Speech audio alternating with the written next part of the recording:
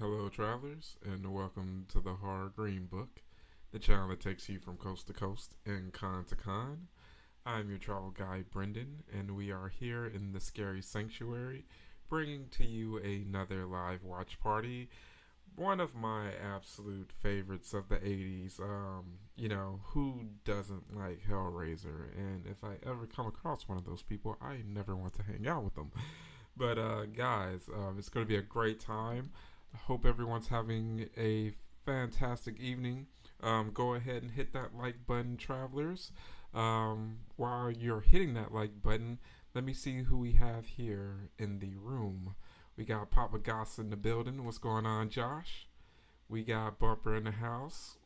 How's it going, Bumper? You talking about Pop's collection? It's growing. Nice, nice. You finally got my office back, and I'm slowly moving stuff in there, hoping to deck it out really well. Nice. Hey, I'm glad to hear that, Papa Goss. See, we got Triple T in the house. What's going on, Tony? Let's see. Yeah, man. Papa Goss does have some very good videos for sure.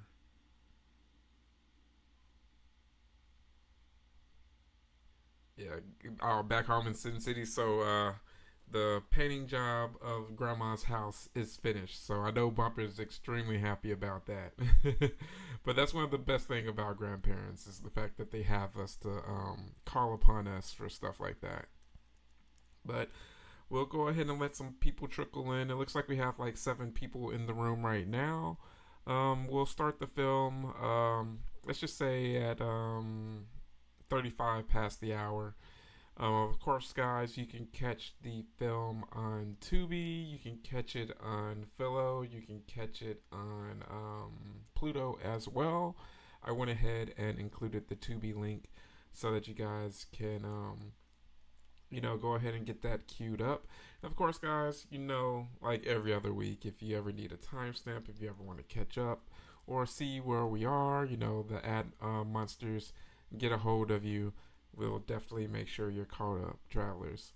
But yeah, hopefully everyone's having a great night. I'm glad that we could all get together and have some Pinhead, Cenobite fun. So let's go ahead and get this lament configuration opened up.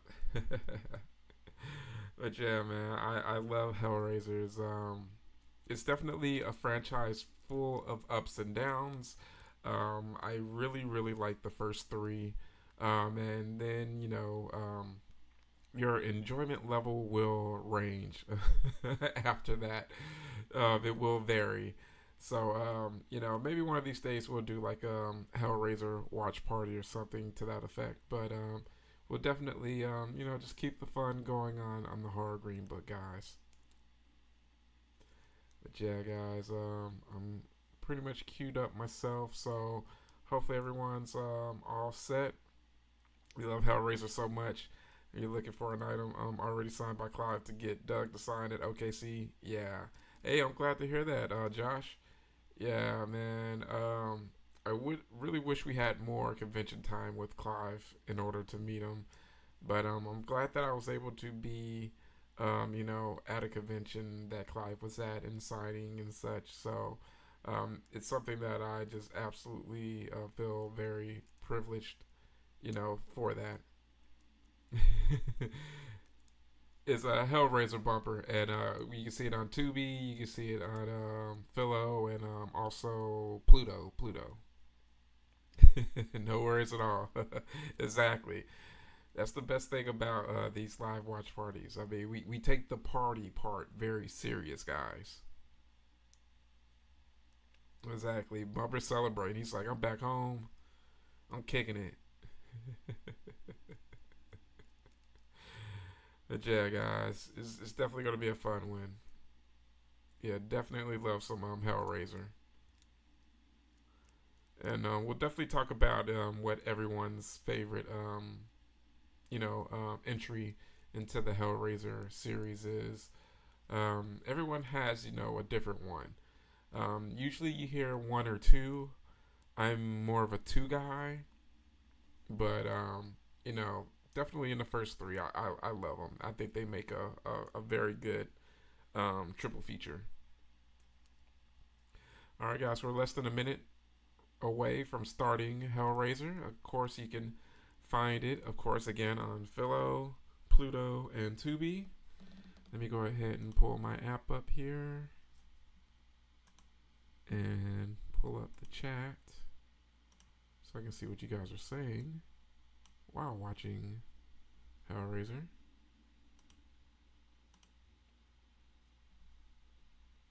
Three was your fave. Yeah, I mean, three is definitely a fun one. All right, guys, press play.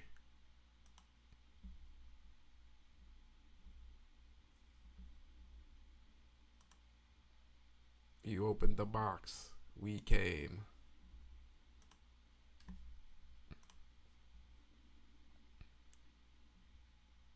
Yeah, I definitely enjoy 1, 2, and 3. And then the music, the theme just automatically just gets you in the mood.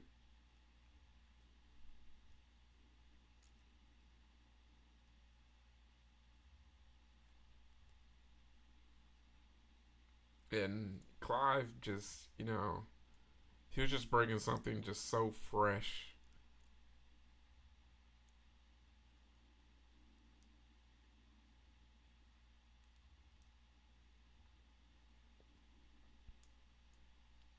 Oh yeah, I love Serpent in the Rainbow. It's definitely one of my favorites. It's underrated, very underrated. Like the fact that they really went to Haiti to film is a very important aspect of that film. The set and the location is perfect. Amazing cinematography. Oh, you got asked to start, Tony? Sounds about right. That's another part of why I tell people to go ahead and get queued up because that happens a lot. You get those ads to start. Yeah, Wes Craven has some gems.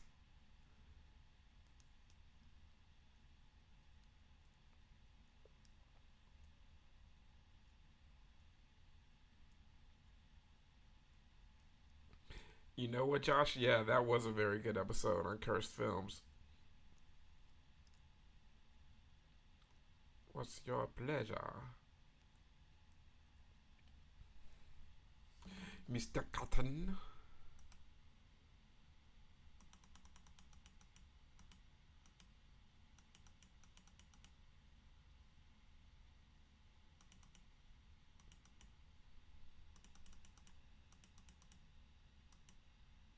It always was your box. Don't you just love it when a woman tells you that?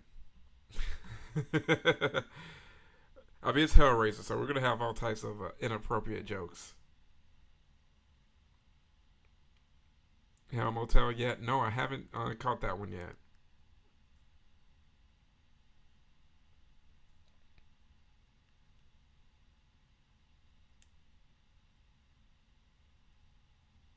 Yeah, I think like this movie definitely made a lot of Gen X and millennial pervs.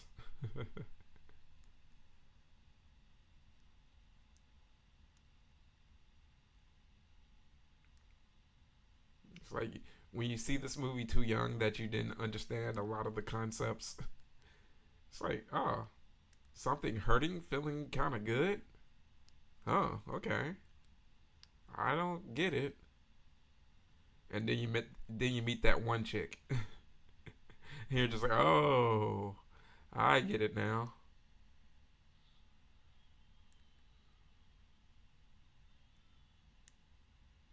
Uh oh, bit off more than you could chew.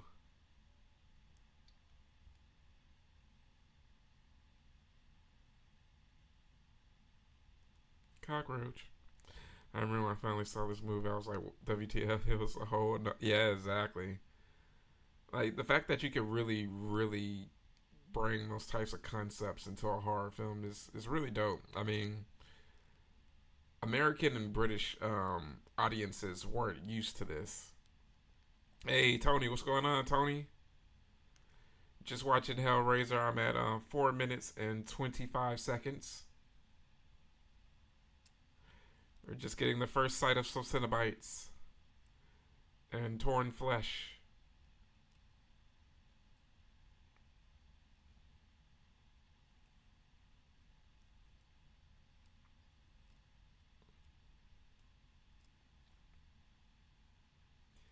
Yeah, man. Bless Clive, man. I mean, he made it okay for us to be as sick and depraved as possible.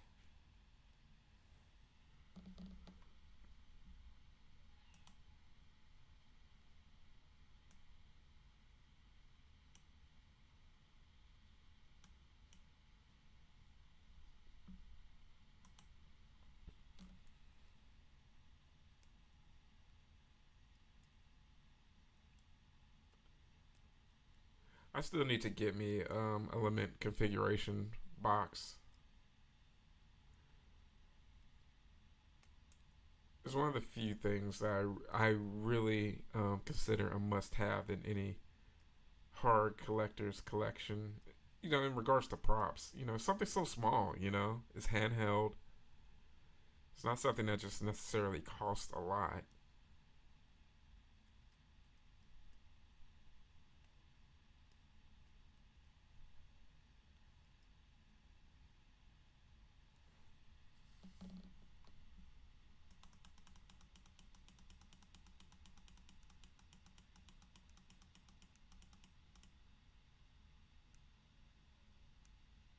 Voila.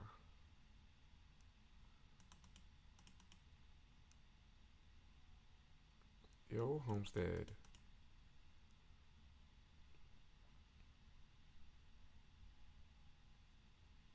Man, Clara's so hot. Hey, Donovan, happy birthday.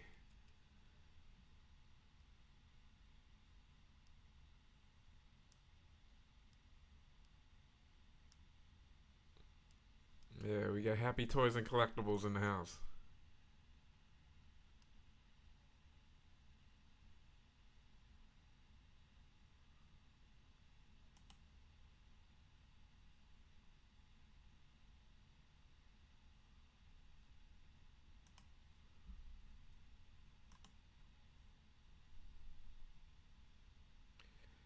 Yeah, exactly. Ashley Lawrence is definitely still hot. She may even, yeah, exactly. I think she's hotter now than then.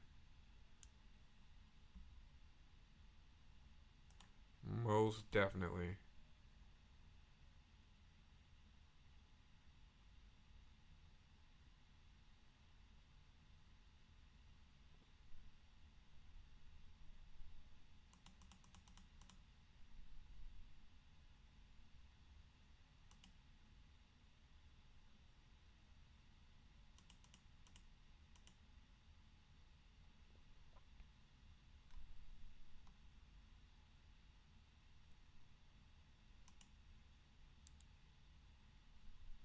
Uh-oh. Marital issues.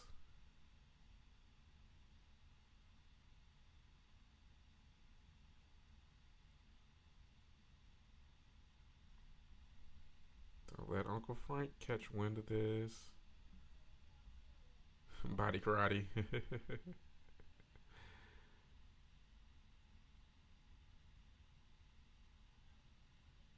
Yeah, she's still a amazing looking woman. Maggots and cockroaches. Like they just really nailed the like nastiness of the set design.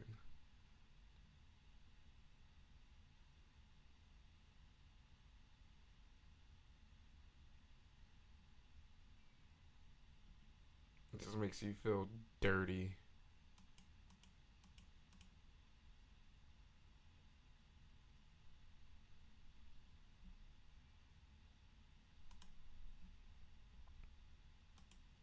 It's like it's my dirty brother.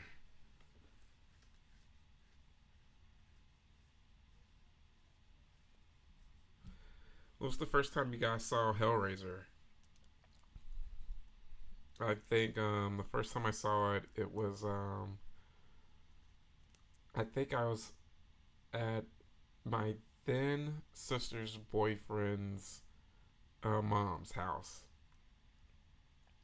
Um, because I was tagging along with her, and we went over to his place, and they had just read a copy of Hellraiser, and I saw this way before I would probably imagine I was maybe 6 or 7 years old.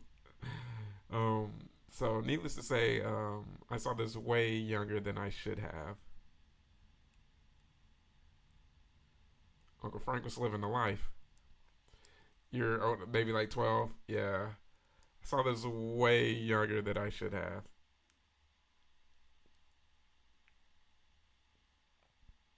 But I knew I was watching something completely different. Like, wow, this is like so sick.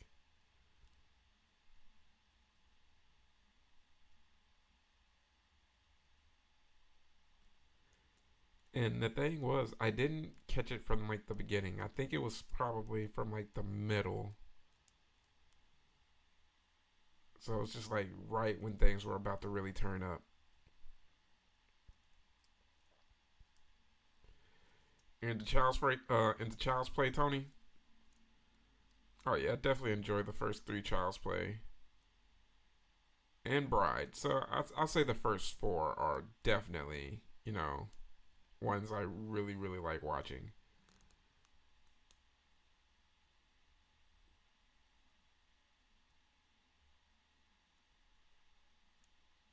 Wasn't the biggest fan of Seed of Chucky. I do like I think Curse of Chucky. Yeah, around 9. So yeah, Happy was a bit younger like me.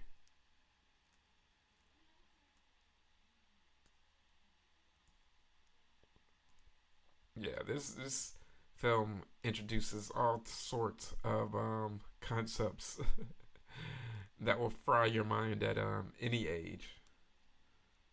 But being a child, definitely, it's just like, oh wow.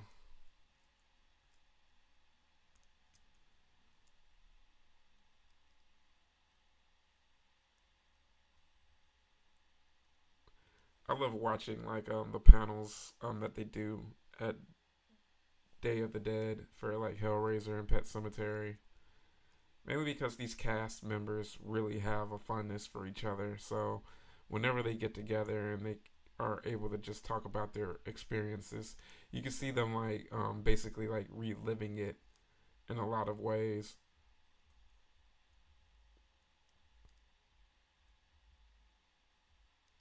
Yeah, that Ashley Lawrence.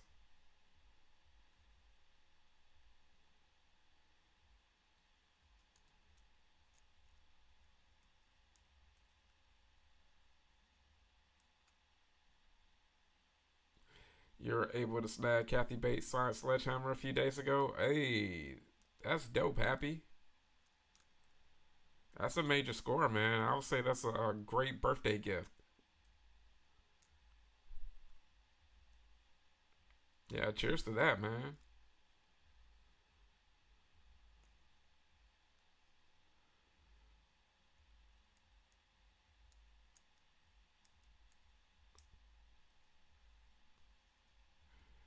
You literally just watched Misery too. Yeah,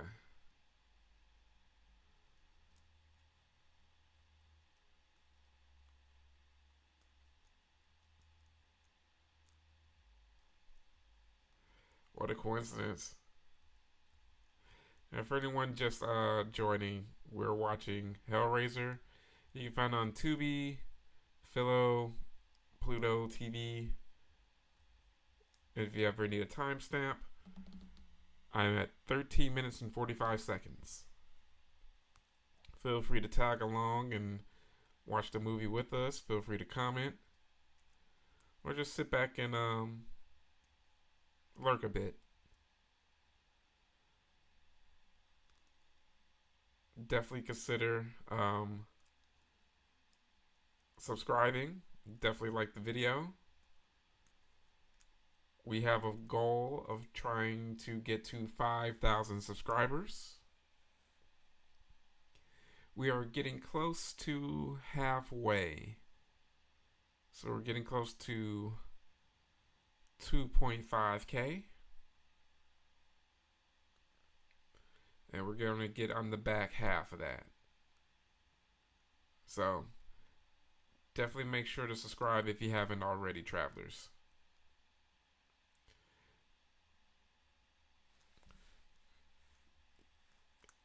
Oh, he came for the win, alright.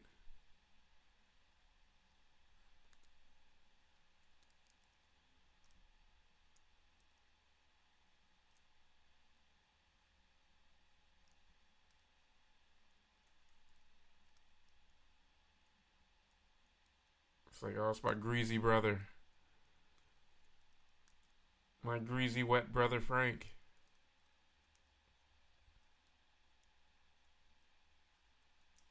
Man, Frank put it down, though. The fact that they had just met each other, and it was likely their only time seeing each other up to that point, I believe.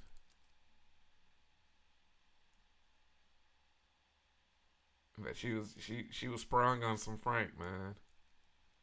Supposedly one of only 25 signed hammers, and she's not doing any more signings. Oh, nice. Not sure if that's all true. Hey, man. All that matters is he got her signature, so that's a major score, man. An Oscar winner. That's always a tip in the a feather in the cap for sure. Frank in her tank, yeah, exactly. Whenever I think Frank the Tank, I think of Shameless.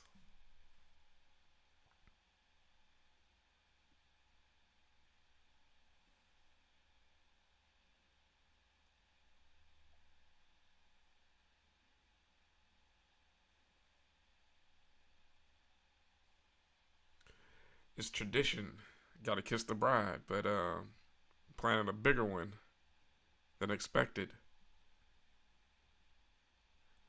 You know, in different cultures, we would technically be married if my brother dies. The next thing you know,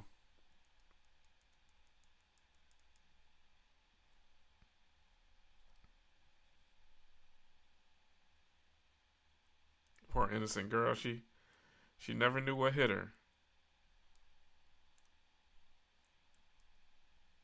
Well, she wasn't necessarily innocent.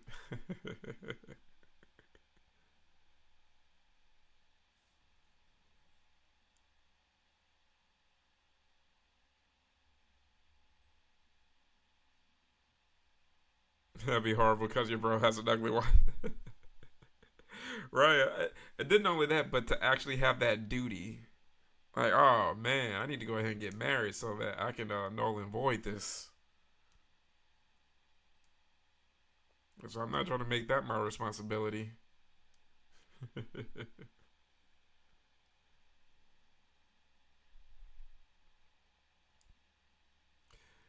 She's taking the expression keeping it in the family a little too literal.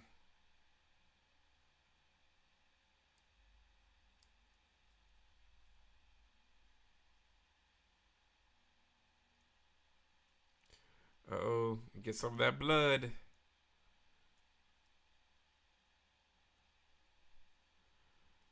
And who would have think a moving accident would cause all this drama?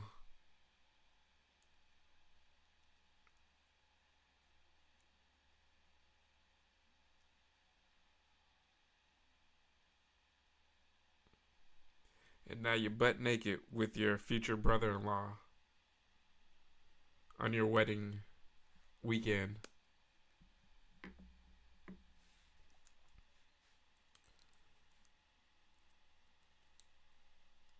Frank put her do the blues.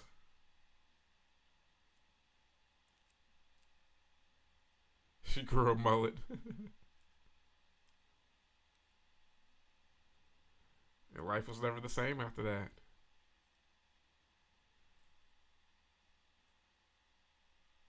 It's to symbolize the business that she has with her family, but she'd rather be partying in the back with Frank.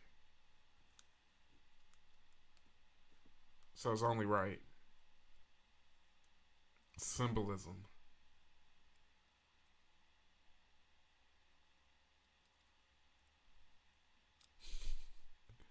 There's definitely black mold and asbestos all the way in that attic. That's like the third deadliest thing in there.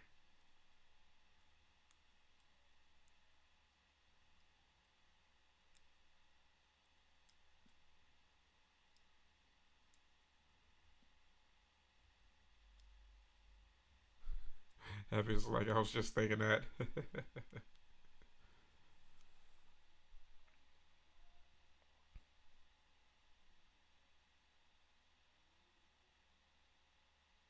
Man, Clive Barker was just so important in regards to just like this time period.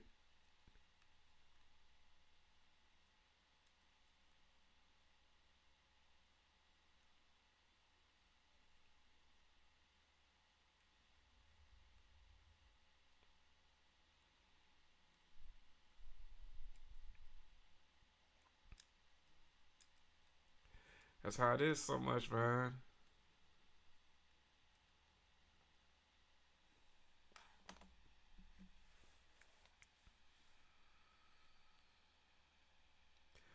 The basement's rumbling.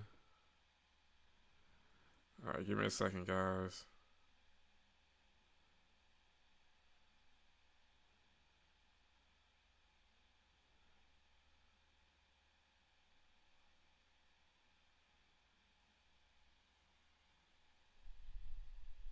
Oh. Where's Seguin, Texas?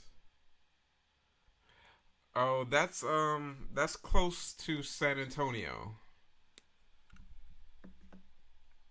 That's probably, I would say, for where I am, about a good 4.5 hours away.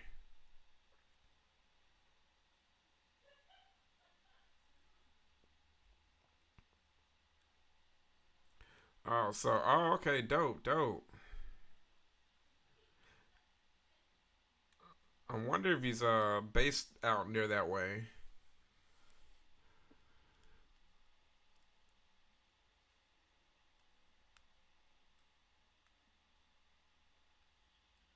It's pretty interesting effect for that time. Stop motion and practical effects. Yeah, for real. Yeah, there's like an event going on in San Antonio. Actually, that reminds me, I need to send off my Nightmare on Elm Street poster to get my buddy Joe to sign it. I need to get his address.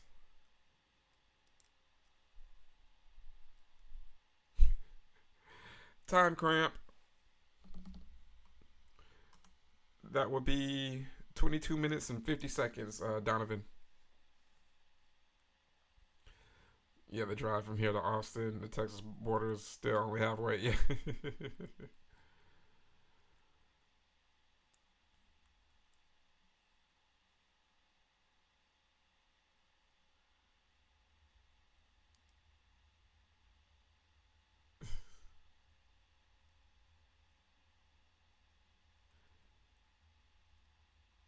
Yeah, that dude's cigarette trick was always like freaky to me.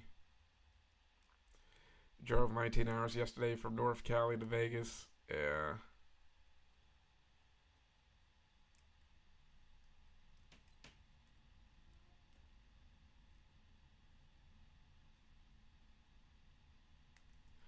Yeah, that's quite a long drive. Yeah, I should be doing. I think I average about 12 going to Tennessee for CreepyCon. But I normally split it up because I'll drive about halfway. I'll stop in Memphis, visit friends and family, and then drive the other half. Yeah, exactly. At least you're home now. I think I also drove 12 for for Scarefest.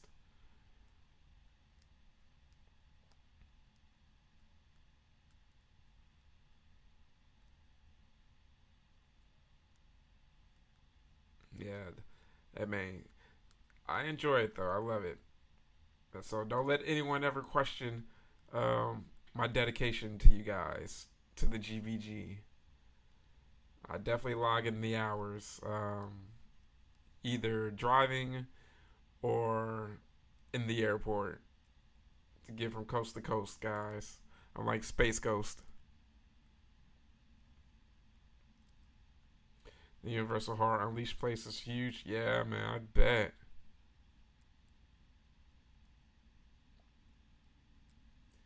Drove from San Diego to Ohio one straight. Luckily, I didn't have to drive and slept in.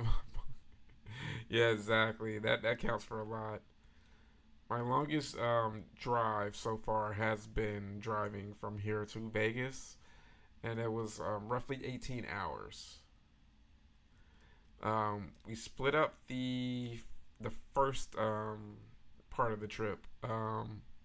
Just drove basically to, I think, Flagstaff. Basically, drove to Flagstaff, and then from Flagstaff the next day drove all the way to Vegas. But on the way back, drove straight from Vegas to Texas. Yeah, that's gonna be dope, man.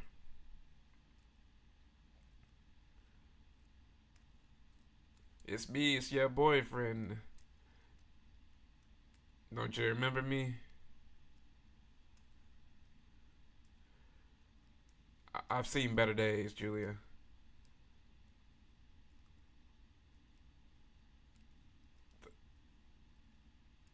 I, I said, don't look. I need blood. Lots of it.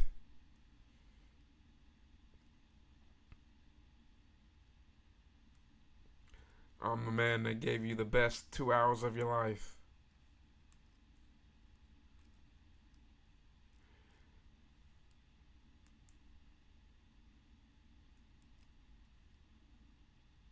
It's me. You get a kick right in the teeth.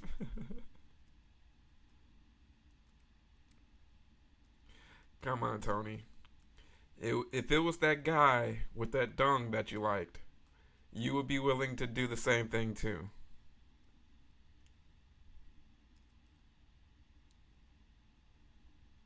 It's like, Raul? It can't be you.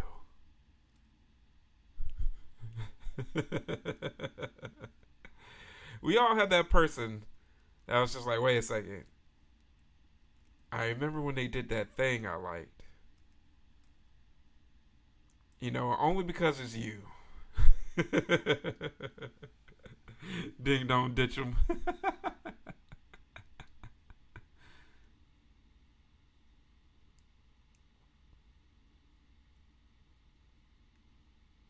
Just to think that they put this film together with like not that much of a budget just goes to show, man, you have a cool idea, you could really have something that just lasts for forever.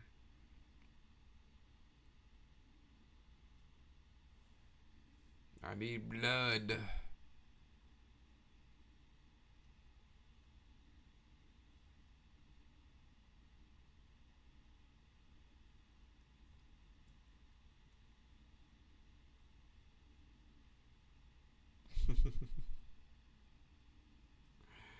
Yeah, exactly. Same here, Tony. Like, just give me a good, like, you know, good story, good characters, something really engaging that really makes you just want to just like be in that particular environment. Exactly, man. Like, give me a good spooky haunted house flick, or something that's isolated horror. Characters that are trapped in a spot.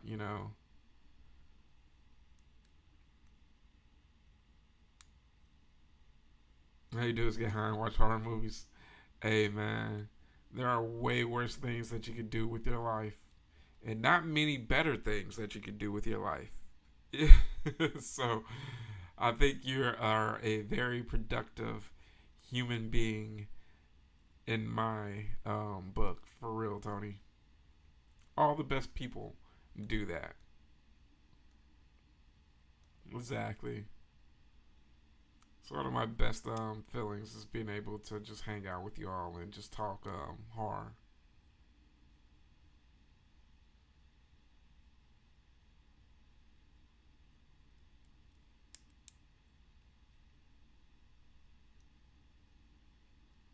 I love this fedora that she has on. That's like so like proto hipster,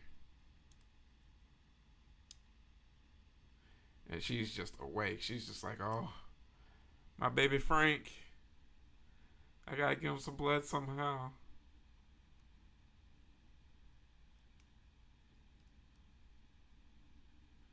UFC Con. Nice. She's like, I'd do anything. Frank's like, one of these days I'm gonna cash that ticket in.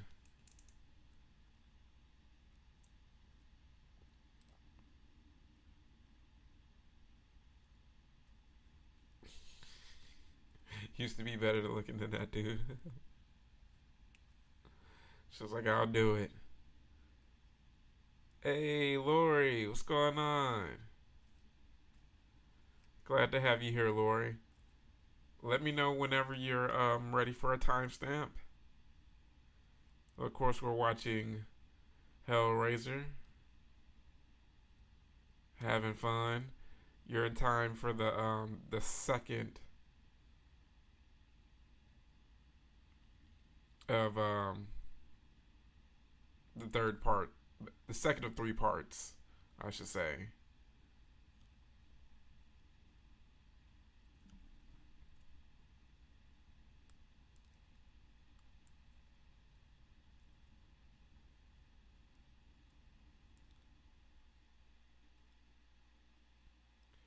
Bloody baby feathers.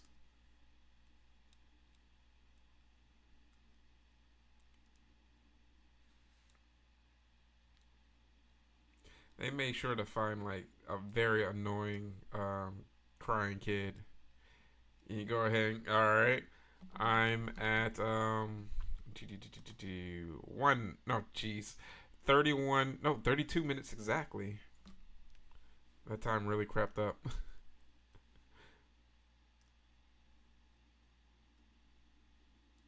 You will love it. They give you free alcohol there at the event. Oh wow, nice. You gotta love free alcohol at a convention.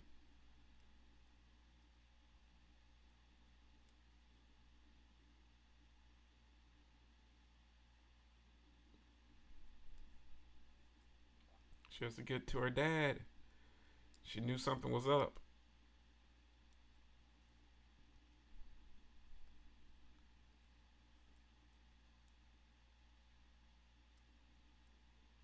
$30. That's not bad. That's not bad at all.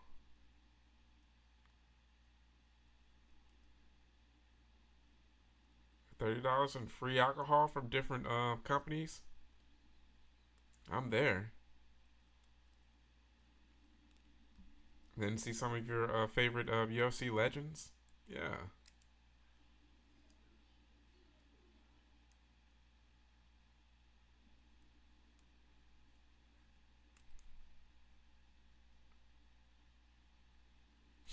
Oh yeah. I can imagine merch is insanely expensive.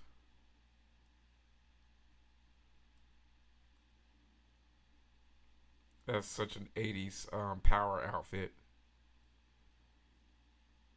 complete with the hair.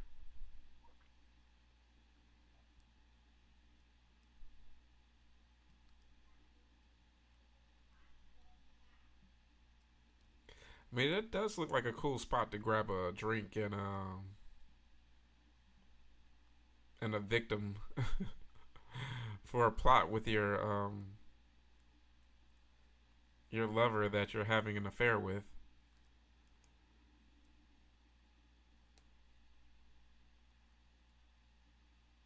Smoking in the bar and restaurant. Oh,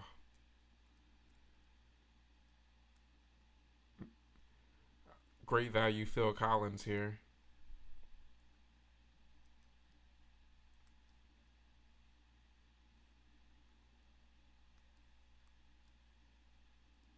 Heard today too that Aliens versus Predator in the works with this. Oh wow. Hmm.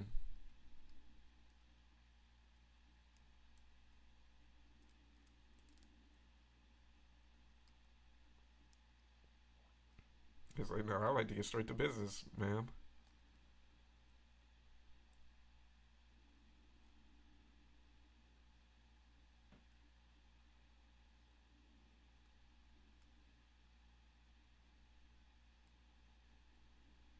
Oh, poor dude. He thought he made it lucky.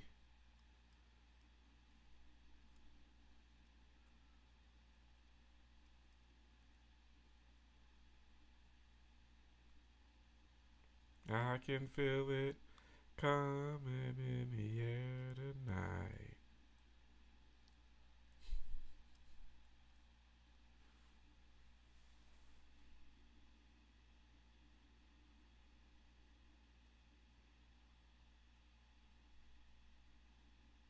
He's a bit pent up.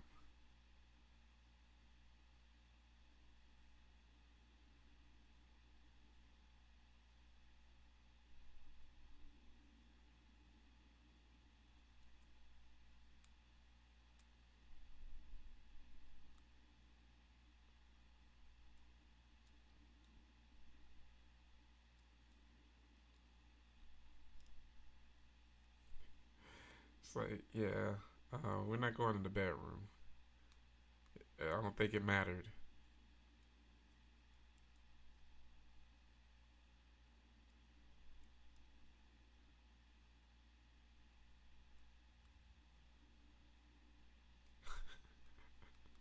Oh man. Oh, you dirty, dirty girl.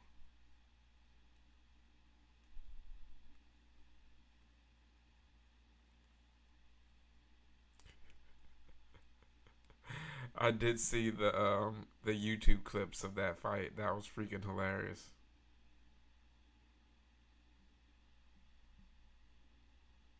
Yeah, celebrity boxing is always hilarious to me.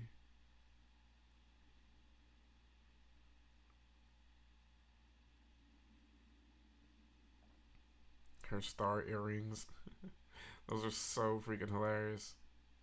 Those are like huge. Oh, poor man. About to die in his tidy whities.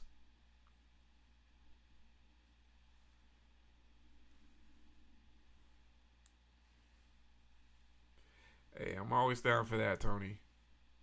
Where are you located at, Tony, by the way? I can't remember if I've asked you that or not.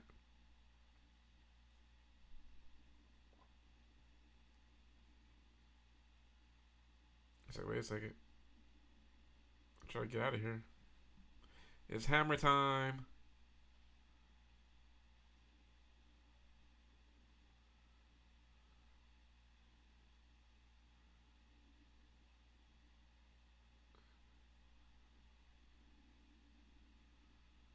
Alright, well, there's that.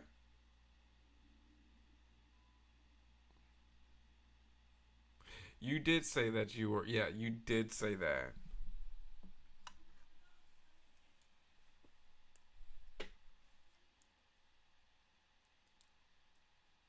Okay, I remember now that you are in Missouri, Tony.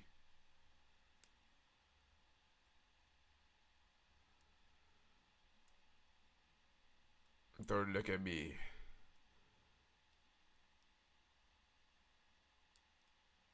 I'm trying to be more like myself.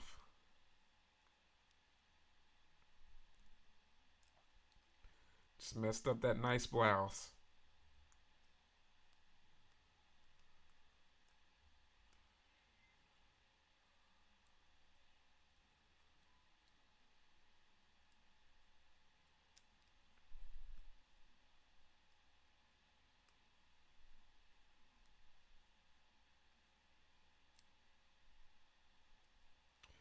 She did an incredibly crappy job of cleaning herself.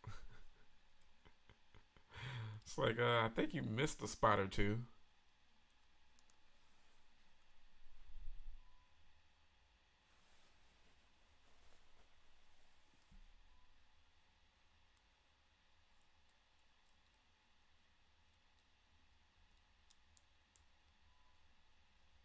That he picked poor Robin clean.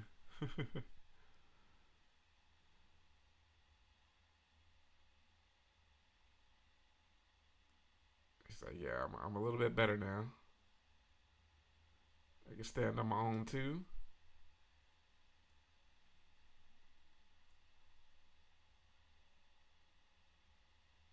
He said, now I'm just a little bit gooey now.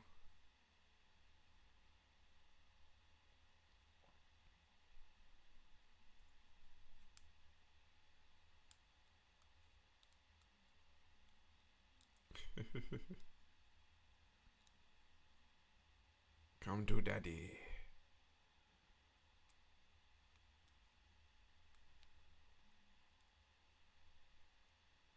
Say, how's that? Yeah, you never had that feeling before.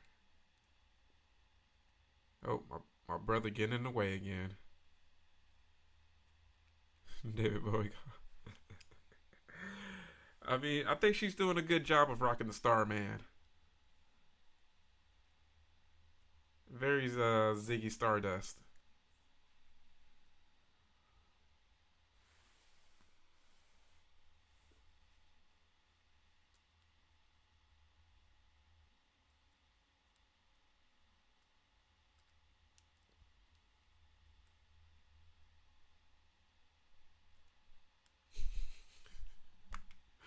Oh man.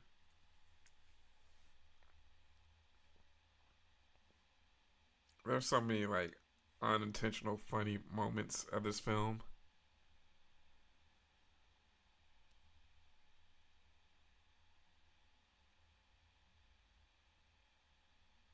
Like she's totally not built for this. But by part two, oh yeah.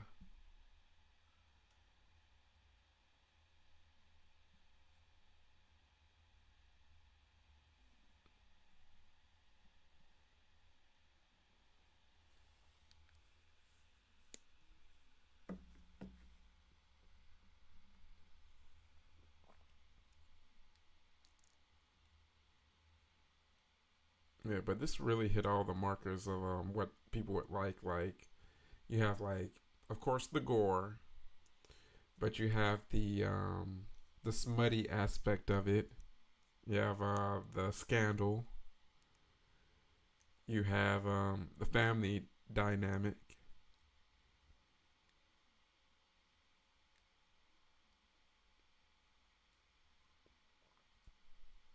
And then the fact that you don't even get much Pinhead or Cenobites in this until the third part of the film.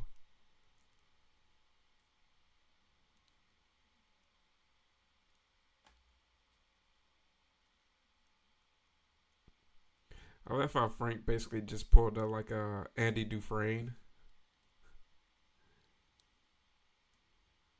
and basically the lament configuration was basically like the lament configuration in the blood was basically like the Rita Haywood poster.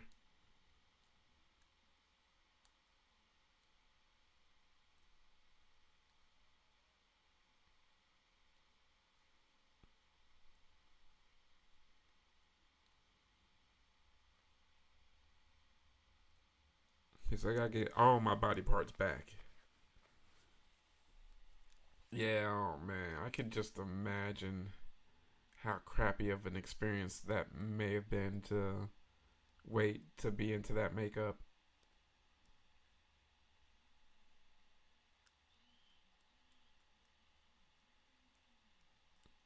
I love how they go from monkeying around into a monkey.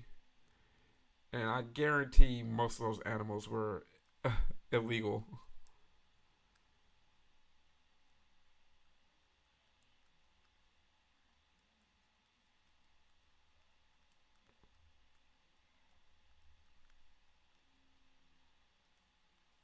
Hey, we got Vero in the house. How's it going, Vero? He's like, I've got to get my bugs. You got to pay for those bugs. Whenever you need a timestamp, Vero, let me know.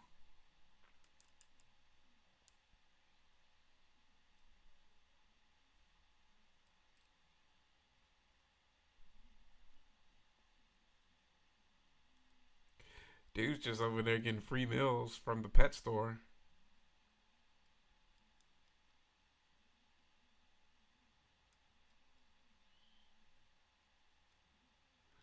I love how everyone just casually missed the guy who just grabbed a handful of bugs and just decided that he was gonna eat. Yes, I did, Vero. I enjoyed it. It definitely wasn't what I was expecting, but I thought it was adequate in regards to the 28 universe, the 28 days, weeks, years universe. So I'm looking forward to seeing what they're gonna do with the next film. Has anyone else seen it yet? I heard someone call it 28 Dongs later. I thought that was a very appropriate alternate title.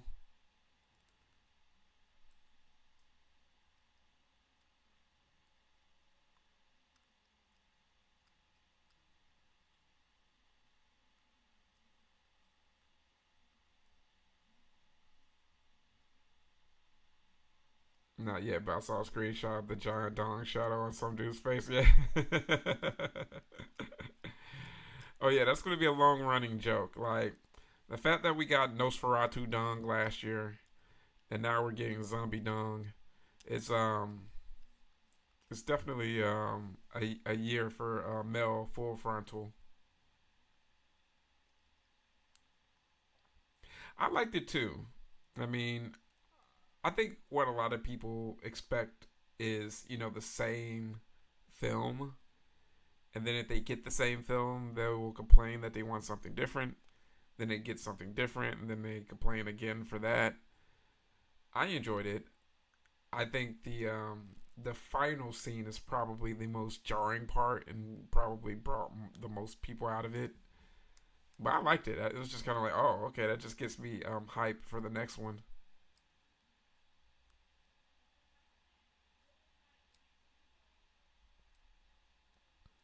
Push it to the limits.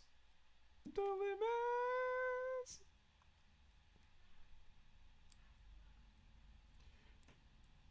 And justice for all.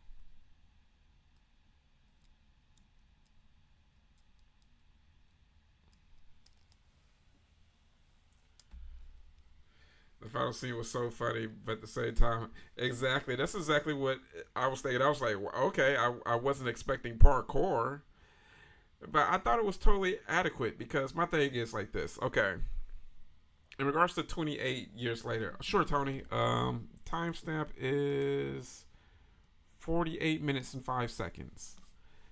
So, in regards to 28 years later, it is the first, I would say, major infection slash zombie film post pandemic. And after living in a good solid 3 years of being in the pandemic, we saw all types of madness. We saw people having pandemic parties. We saw all types of trends. So we saw how people would deal with a world like that after just 3 years. Can you imagine 28 years of COVID and COVID evolving into different things, making people do different things and stuff of that nature? So the fact that if I really put myself in reality, that last scene wouldn't be too out of the ordinary.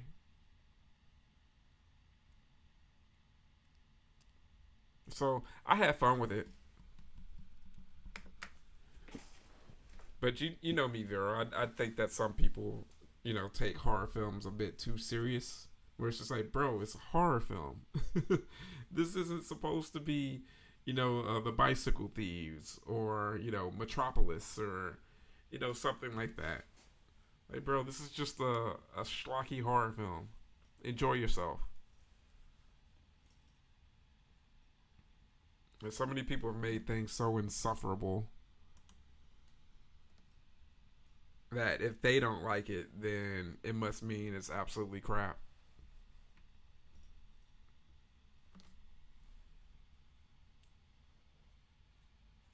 Say no. I'll keep you occupied, honey.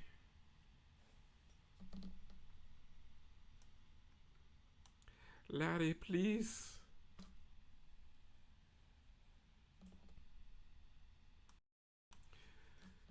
Frank, let's see how much of a magician you are.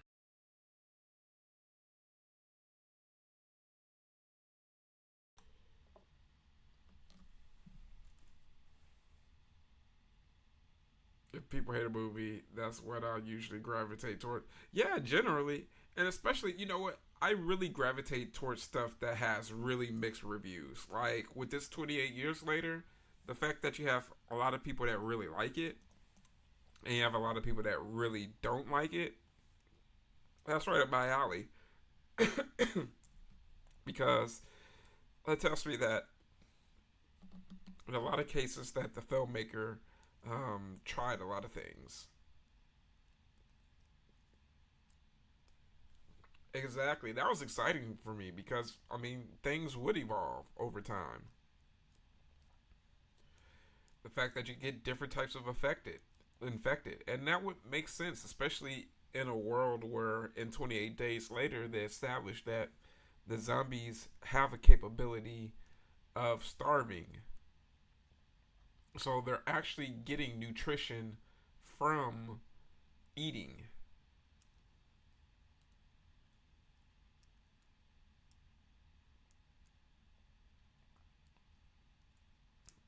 Yeah, exactly, Lori. Like for me, if everyone likes something or everyone hates something, then it's just kind of like, okay, well, it's pretty unanimous how people feel about stuff. But if it's like a really good, like, mixed film where people are saying different things, or people are like vehemently like hating something, I'm like, okay, I'll check it out.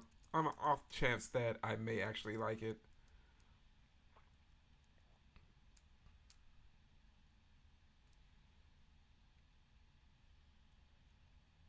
Frank with the stiletto knife and his rats.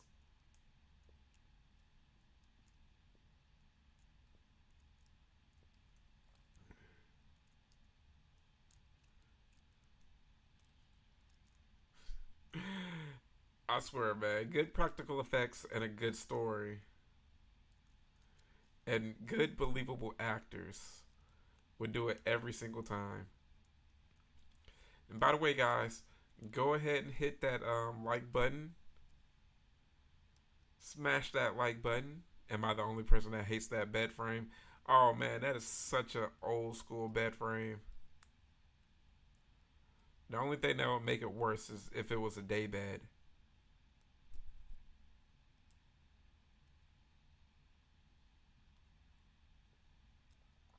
I remember though. I really miss those old school style Chinese restaurants from like those 80s to early 90s styles of interior. It just made it seem like such a fancy experience. Now, if you go to some of those Chinese spots that still have the interior decor that hasn't been changed, everything's just a bit yellowed on the inside. Then you know you're in for some great food. Never had a reason to change anything.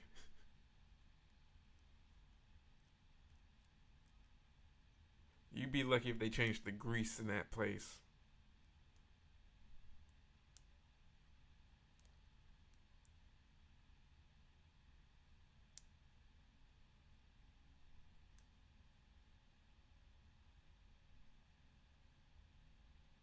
She needs a friend. I could have killed him.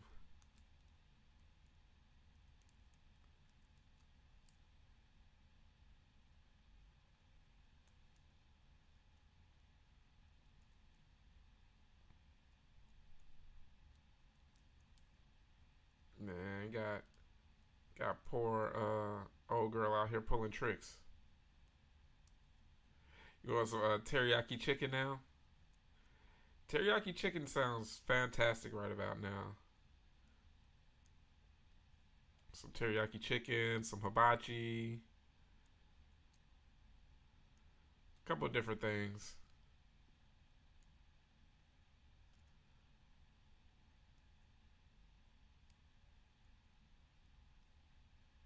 Wait a second. She's cheating on dad?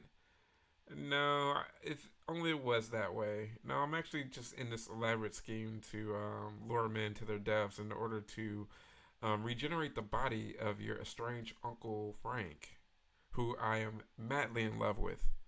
But that's another story.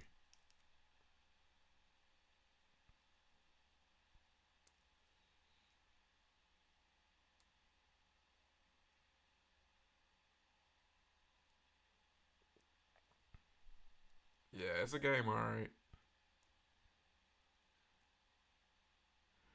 Oh boy, I had to get up out of there. Oh,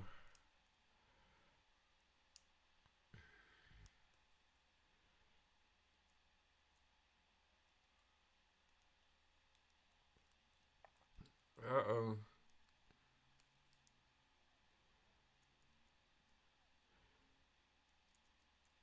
Strength had, Frank had to go ahead and manhandle him.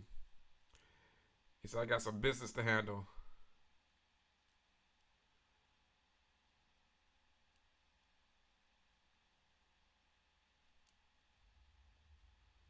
He's like, do you want me sexy again? Get out of here. Let me do my thing.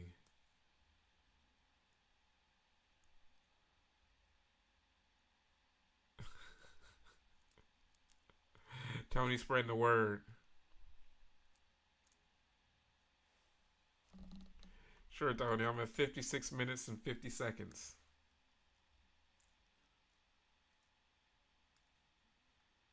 I love that someone using like the straw slurping sound right there.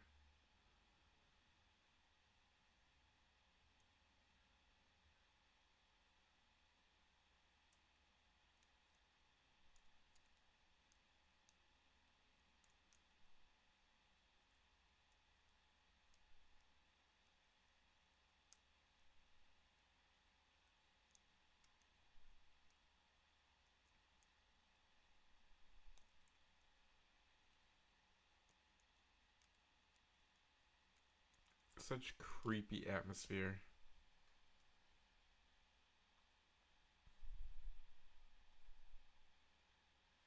I mean, I said it before, but the fact that they were able to do so much with such a small budget. Oh, it's time to go.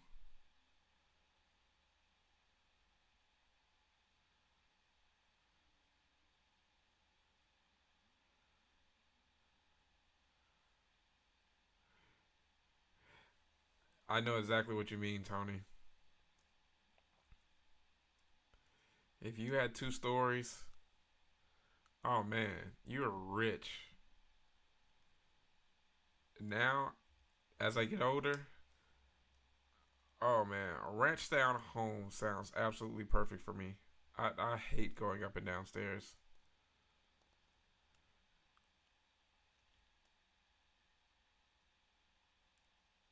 Moving crap upstairs is the absolute worst. And then I have PTSD of living on the third story one time.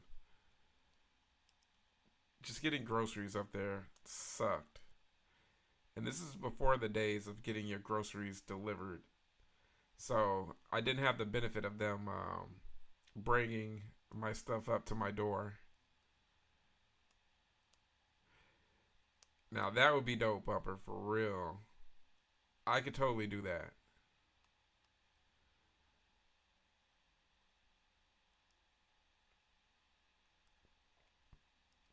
It was so cute how she was like,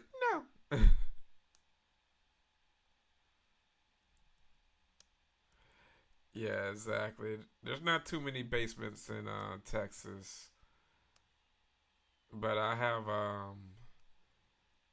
there's been a few in there's like tons of them in Ohio and East Tennessee. If you're in the Midwest or the East Coast, tons of basements. Come to daddy. Come to daddy. Of course, the nun's like, okay, what's going on? What's she been through?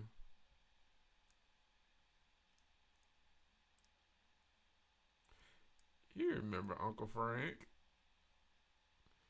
Yeah, exactly, man. Those Ohio basements are no joke. Like, they're huge.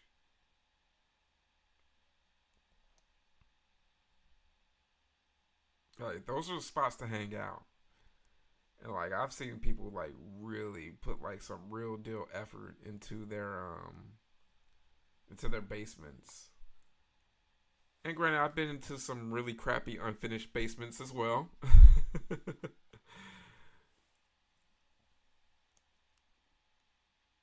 But yeah, I've always thought the concept of a basement was pretty cool,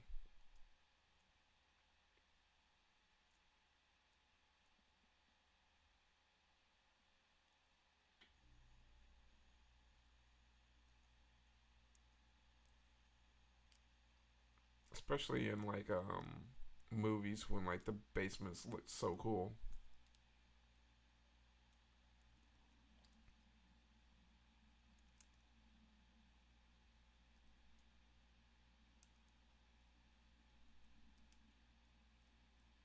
You should do that, Bumper.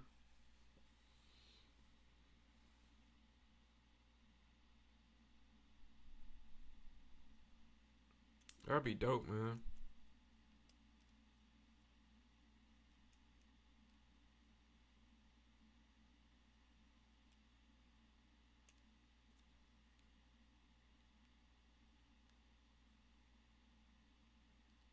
The police are gonna ask some questions.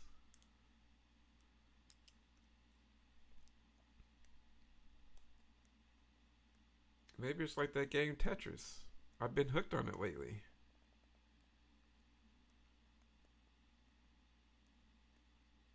It's taking over the world.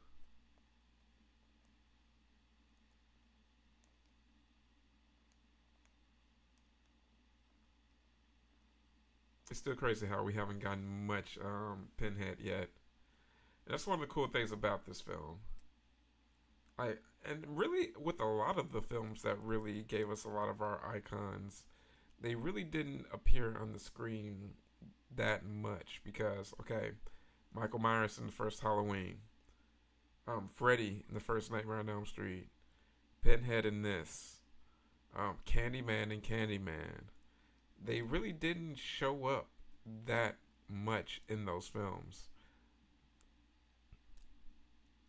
I mean, even Chucky in Child's Play, you didn't see him animated and walking around and doing stuff very often. It was more so him just being a doll. And I think that's also another reason why those films worked so well is because they found different things to build suspense. They didn't really reveal or show too much of the killer. It's the new fidget spinner, right? Proto's fidget spinner.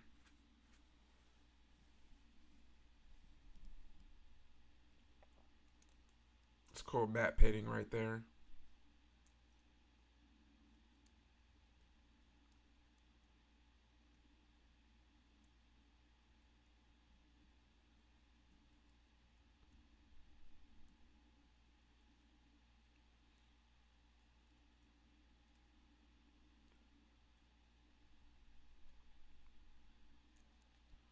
Crime, baby.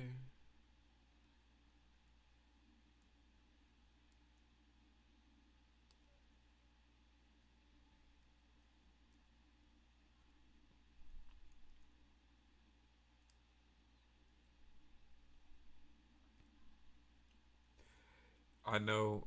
What I would totally want, guys, I want Tony to be made into a Cenobite, but he, I want him to be like the Cenobite in Hellraiser 3, but instead of him having CDs, he has VHS and dongs. I think that would be totally Tony's Cenobite.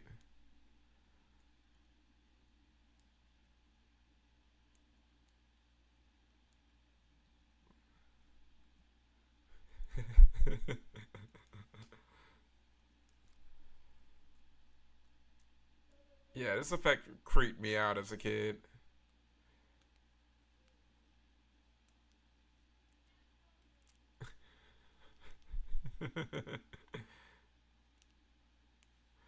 Just going full last house on every.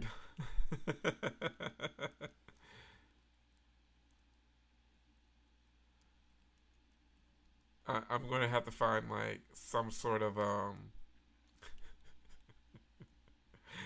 gonna have to get an artist to draw that mock up of Tony as a Cenobite. Like it's gonna have to be, yeah, it's totally gonna have to be a mock up of.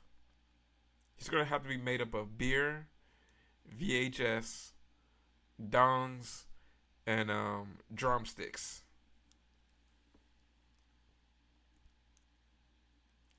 Exactly. You know that may be even too much for AI to handle. That may be the thing that breaks AI and turns it against us. And tacos, exactly. That's going to be the thing that turns Chat GPT to Skynet. Triple T broke it. Chatterer. Dong overload.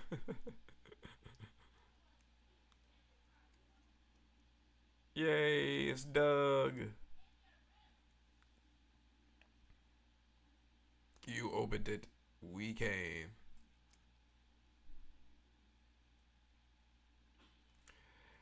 I mean, when the box is opened up, sometimes you come.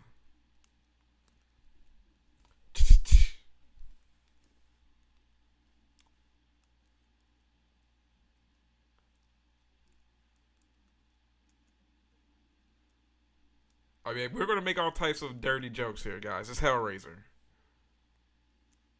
Barbie Wild.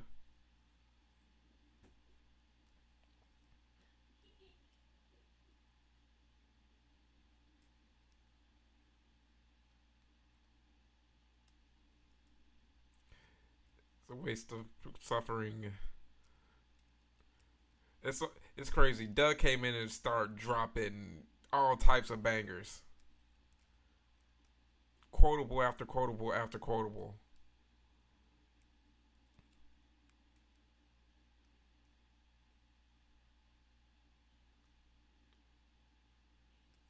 I know they're how they're just like, wait a second, he ain't escaped us. Did y'all check the rolls? Hold up.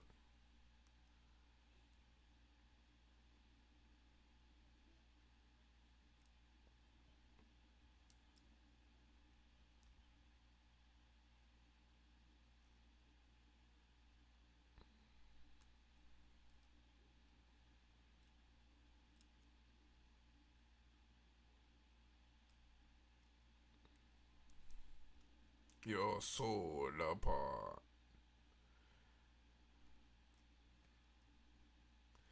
Man, Pinhead used to creep me out as a kid. But also just because of the fact that he was just like so regal and so dignified, you know? Like he was someone not to mess with at all. Like by far, you know Pinhead was gonna mess you up. But he enjoyed doing what he did, but in such a professional way, you know? This is all business to him.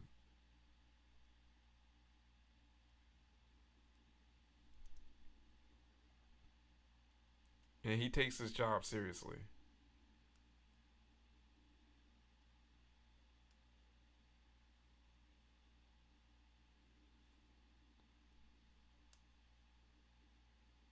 A buddy of yours was Pinhead every year at the huge haunted house here in downtown San Diego. That's dope.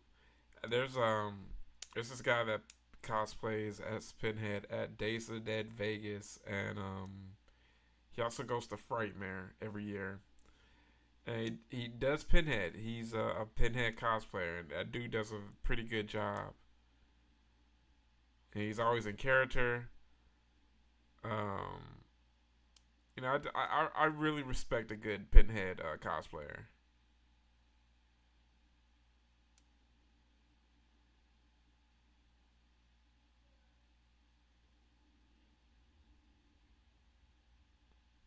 I'm back.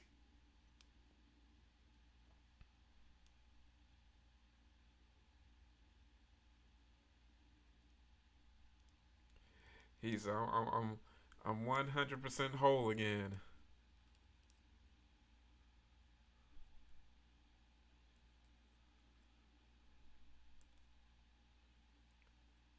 Little shoulder pads. They can only belong to a villainous.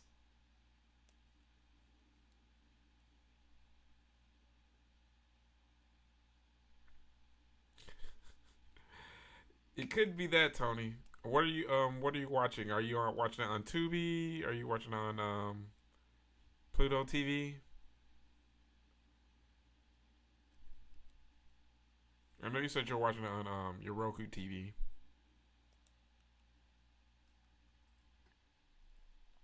No, the ads this time haven't been that bad on your side, Lori. So he's watching on Tubi. Tubi's victimizing Tony, guys.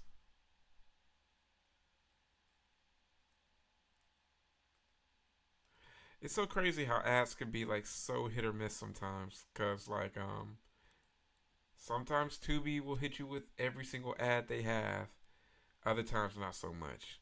There have been other times I've gotten on like Philo and haven't come across any ads, and then it's the opposite. So I think they just decided that they're going to pick on us. Come to daddy.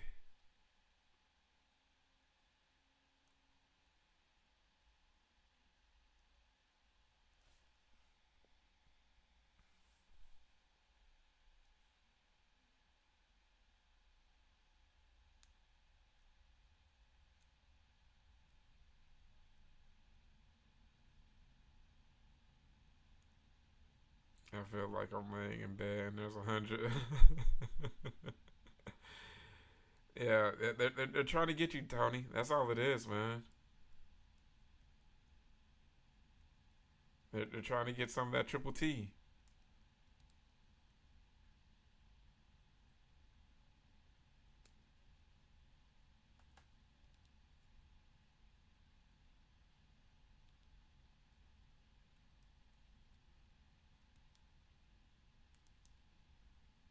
They're trying to get that triple T time.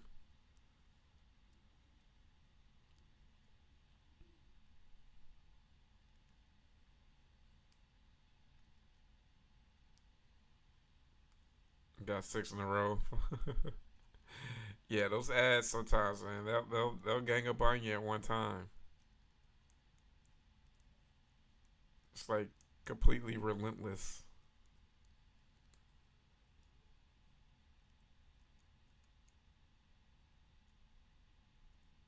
I love that creepy look that he gives. It's breaking. It's like that's slightly breaking the fourth wall, but not really. That's what it is. Yeah, exactly, Lori. They're just spreading the love.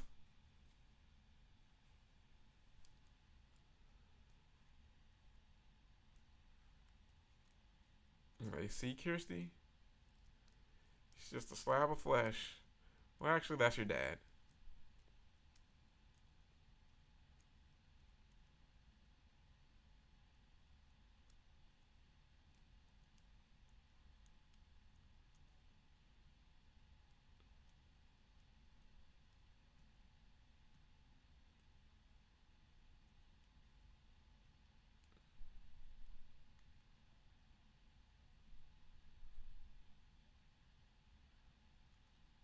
that ain't your daddy. I just wish to ask for more. Yeah, Sizzler and Taco Bell. That's. I think they're trying to tell you something, Tony. It's like the algorithm is close enough, but not, where it exactly needs to be. Hey, old wrestlers, what's going on, buddy? Tony's like, we going Sizzler. We going to Sizzler.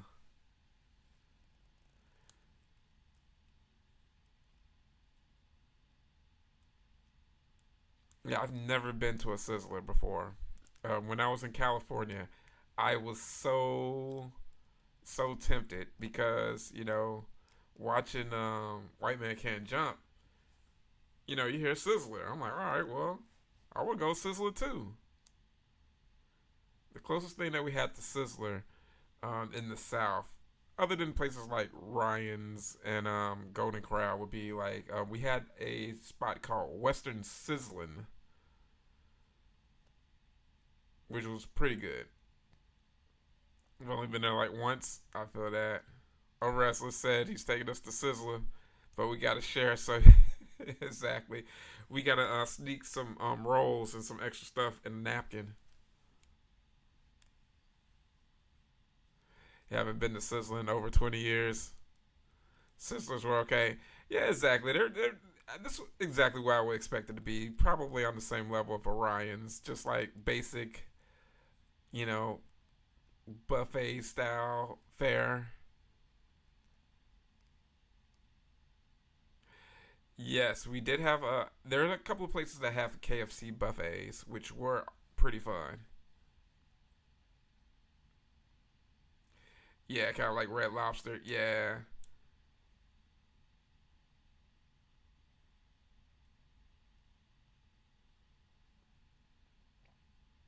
you haven't seen a KFC buffet in years. Yeah, they were very few and far in between. But what I am happy to see that what's making a slight comeback is every few places now. Then I'm seeing a few retro Pizza Huts that are bringing like the Pizza Hut buffet, and I'm like, oh, that's awesome. Now, if only they could add like a little a few arcade cabinets, just like my local Pizza Hut had when I was a kid. That would totally be a great experience.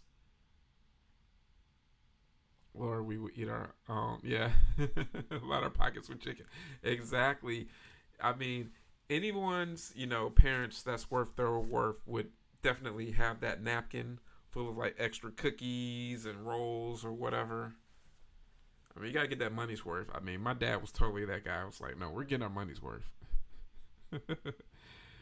Did you guys end up? I did.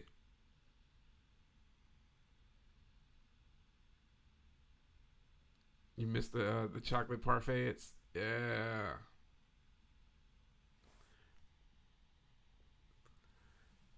yeah, I saw it. It's definitely going to be one of those ones that are mixed reviews. You know,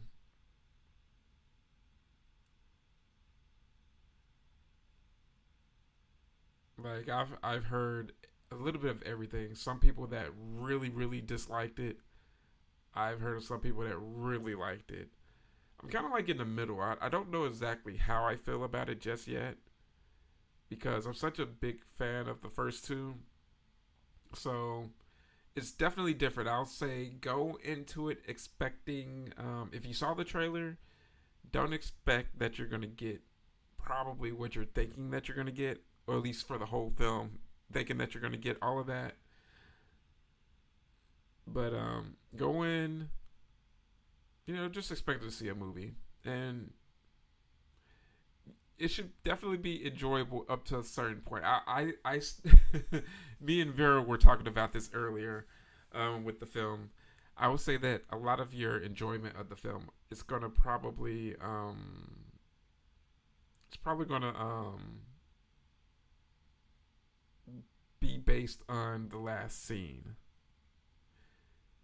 I look at the last scene as probably a bit of like an epilogue in a lot of ways, but the fact that it doesn't come like after the credits or something like that is probably going to take a lot of people out of the movie. And I think a lot of the hate that a lot of people are going to give this film is just strictly off the fact that it's not the film that a lot of people were expecting to get. I will say what I did like about it, without spoiling a lot of it, would be that I like that it's focused back on the characters. Like 28 days later, to where it wasn't a lot of like action in a lot of ways. It was more so how these people are dealing with these circumstances. So it's kind of like a return to form with that. But I'm gonna need to see it maybe another time or two to have a better idea of like how I feel about this.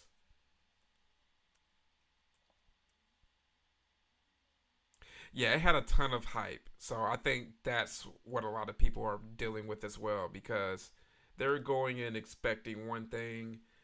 And for me, the only film that I was really, really hype for this year was Sinners. And Sinners lived up to that hype for me.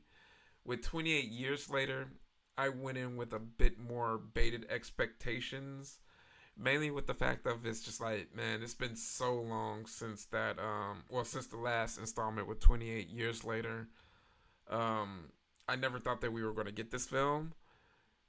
It was just like all of a sudden the trailer showed up, so I was just like, well, this, I'll see how it goes. I was expecting to kind of actually hate it in some cases, and then I saw the trailer, and then I got a bit excited for it. But yeah, I'm just going to keep it real. The film's going to rub a lot of people the wrong way, but that's a sign of more so Danny Boyle doing something a bit different. I really respect when filmmakers kind of say, all right, guys, I know you're expecting this, but I'm going to throw a little bit of a swerve in there for you. Lori, I wish they would bring back the old school Chicken Littles. If we're talking about KFC and stuff that they would bring back, the old school Chicken Littles from like the 80s and 90s, oh, those are like the best.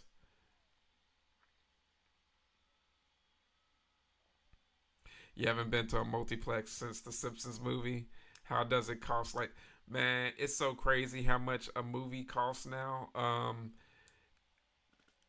I was lucky until my closest movie theater turned into a church. I was able to see movies for like $6.25 anytime. If I saw it during matinee, it would be like $5.50. So of course, they closed that one down. So if I'm not seeing it on a Tuesday where it's like $6, Jesus wept. I'm spending like maybe during the matinee it's like $10.25. If it's not during the matinee, it's like $16 roughly. So it's crazy, man. Prices are unreal. Yeah, I mean they're definitely building the story, especially with that ending. Like it's supposed to get you in the mind frame of like, oh wow, they're giving us different flavors for each of these next three films. So I'm definitely looking forward to what they're going to do with the next film, especially knowing that it's coming back around in like January. So it's going to be a quick turnaround. So they're going to definitely run together.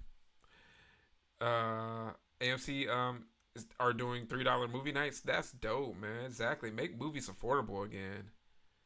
I mean, when I was growing up, that was a affordable way of entertaining a family. Now, if you're a family of three or four, you're spending a ton of money going to the theaters. And then not only that, that's before even getting food.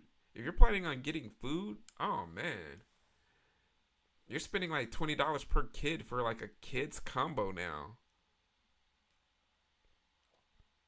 I think the trailer sets it up to be following the father and son duo. But, right, exactly. It's more of a coming of age film. So, it's more about kids coming up in, a kid coming up in this world and what's expected of him. How do kids transition to adulthood in these types of worlds, you know?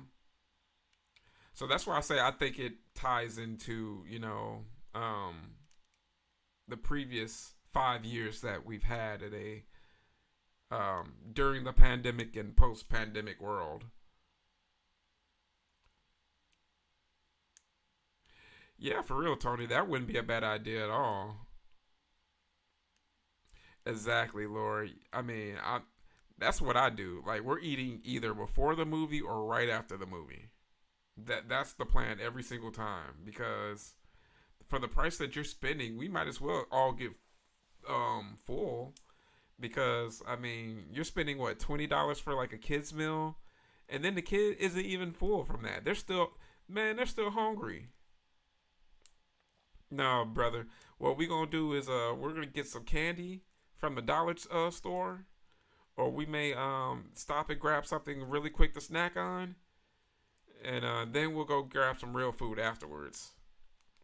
And it's so crazy because I totally understand what it's like being a parent now. I used to make fun of my dad for being so cheap, or what I considered cheap when I was a kid. I was like, oh, he doesn't want to spend money for this, blah, blah, blah. You actually have the money for it. Now I know. And now we live in a world where we actually have to save nowadays.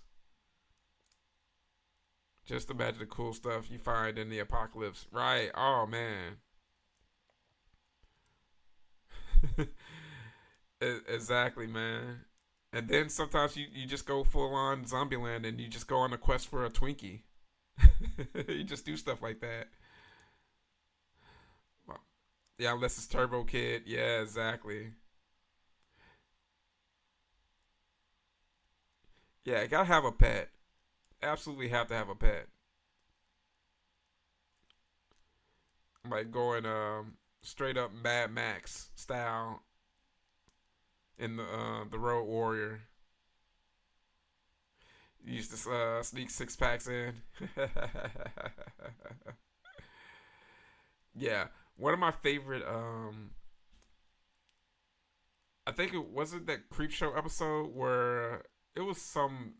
No, no, it was actually I think a Walking Dead that Walking Dead that anthology Walking Dead show where one of the characters like holed up in a storage facility, a refrigerated storage facility. So they had all types of like food and wine and liquor and all types of stuff going through all the different storage lockers. And I'm like, oh yeah, definitely got to hit up storage lockers.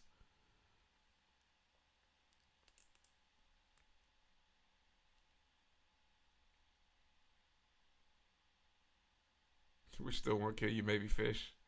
Yeah, I could live 5 plus years all day. Yeah, exactly.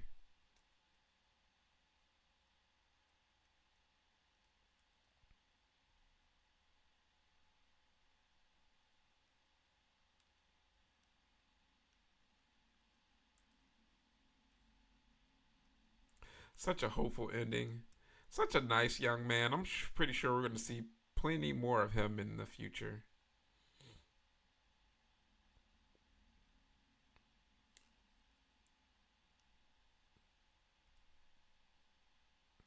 Such a simple and good flick. It's the cousin of Basket Case, right? I know, right? Bilal's cousin definitely built a Mad Max truck. Yeah, exactly. I definitely would want to have to get one of those interceptors.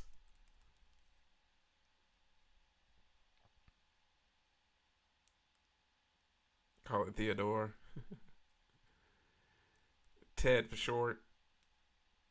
Oh, here's this guy. It's Bug Guy. What's he doing here? Surely he belongs here. And he's just gonna reach his hand in.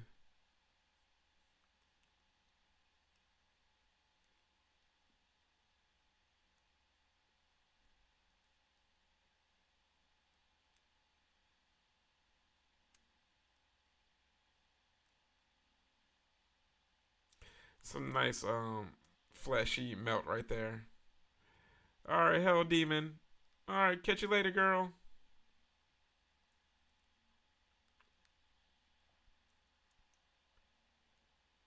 What's your pleasure?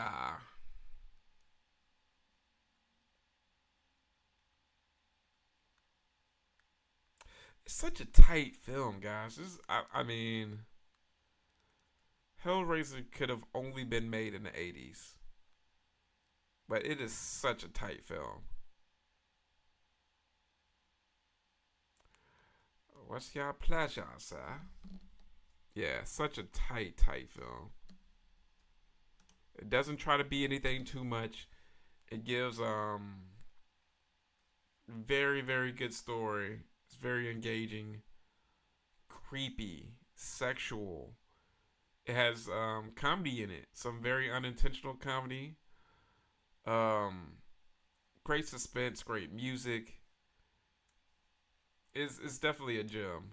I'm glad that I was a kid when I saw this because it just had a bit of a sense of forbiddenness with this film, and by the time that I came around to it again when I was a bit older, it just gets better and better.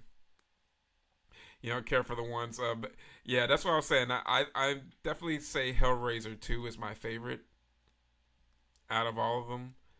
And I even have a soft spot in my heart for 3, but all the other ones are just like ooh.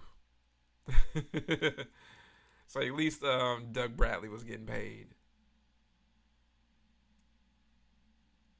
Yeah, Hellraiser 2 is definitely awesome. I just really wish they had the budget to work with it to really give us the finale for Hellraiser 2 that we really deserve to have gotten with Leviathan and everything.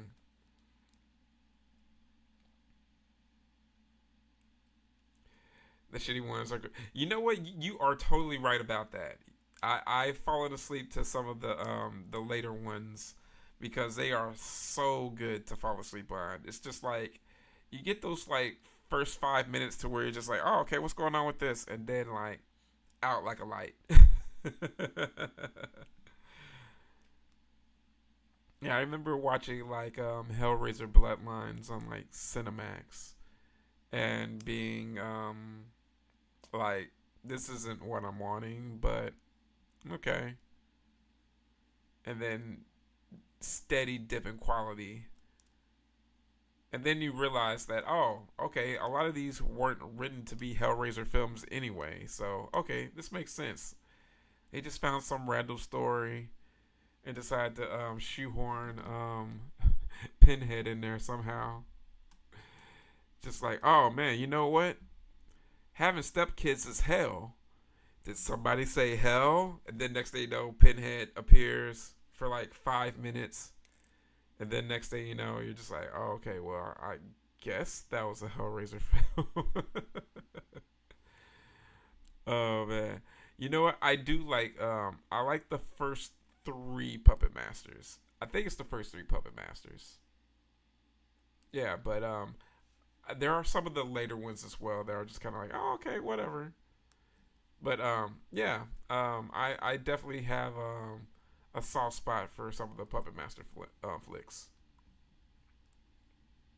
There's one of them that has people who have their heads conjoined, twisted together. That was pretty cool. I think I know the one that you're talking about. Like all of the ones past, like everything. Okay, I can remember all of the Hellraiser films in regards to 1 through 4. Everything after 4 is just like one big blur. Like things are very hard to remember with those flicks because it's just like nothing really stands out too much. It's just like you said, it's just moments. So that's a good point. I'll watch them when I have a hard time sleeping. Exactly, Vero. They are perfect to fall asleep on. Nothing really exciting. It's just enough to where you're just like, oh, like you may wake up in the middle of one of them and you're just like, oh, there's Doug. I like the first Puppet Master movie because, oh yeah, yeah. I think I can. we haven't done any Puppet Master, but yeah, we'll probably do a Puppet Master live watch along. We'll do like some of the ones that aren't as enjoyable, so that we can rip on them together, guys. It makes it a much more enjoyable experience, because, as they say, misery loves company. So if I'm going to be miserable watching some of the later Hellraiser or Puppet Master flicks, you guys are joining with me. Which one had Fell Dog for? Yeah, he was in one of them. I can't remember which one he was in.